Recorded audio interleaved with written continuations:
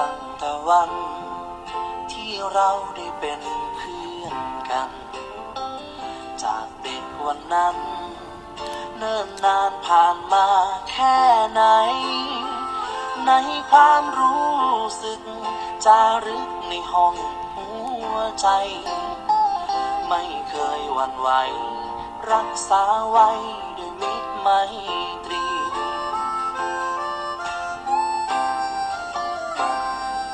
อาจจะมีบางคราวที่เราหายไปก็เพราะช่วงวัยให้เราต้องทำหน้าที่ไปมีครอบครัวมีการงานไปตามวิธีนานหลายสิบปีที่คิดถึงเพื่อนอยู่ทุกวันคำว่าเพื่อนไม่เคยเลือนหายยิ่งจากมาไกลดีใจเมื่อได้เจอกันไถ่ถามทุกสุขเรื่องราวเก่าๆเรานั้นย้อนความผูกพันรอยยิ้มนั้นยังจำได้ดี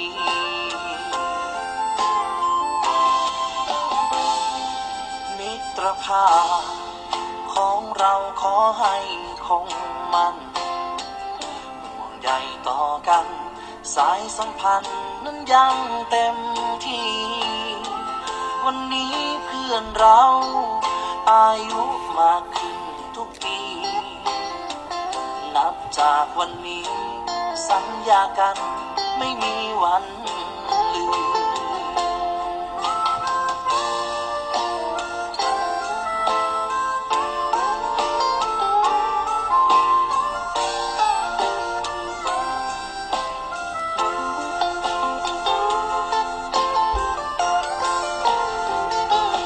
คำว่าเพื่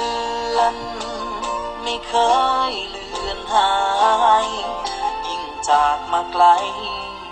ดีใจเมื่อได้เจอกันไถ่ถามทุกสุข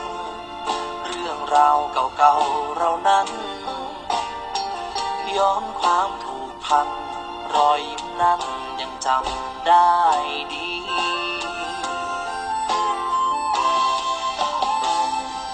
มิตรภาพของเราขอให้คงมันห่วงใยต่อกันสายสัมพันธ์นั้นยังเต็มที่วันนี้เพื่อนเราอายุมากขึ้นทุกปีนับจากวันนี้สัญญากันไม่มีวันลืมนับจากวันนี้สัญญากันเพื่อนกันตลอดไป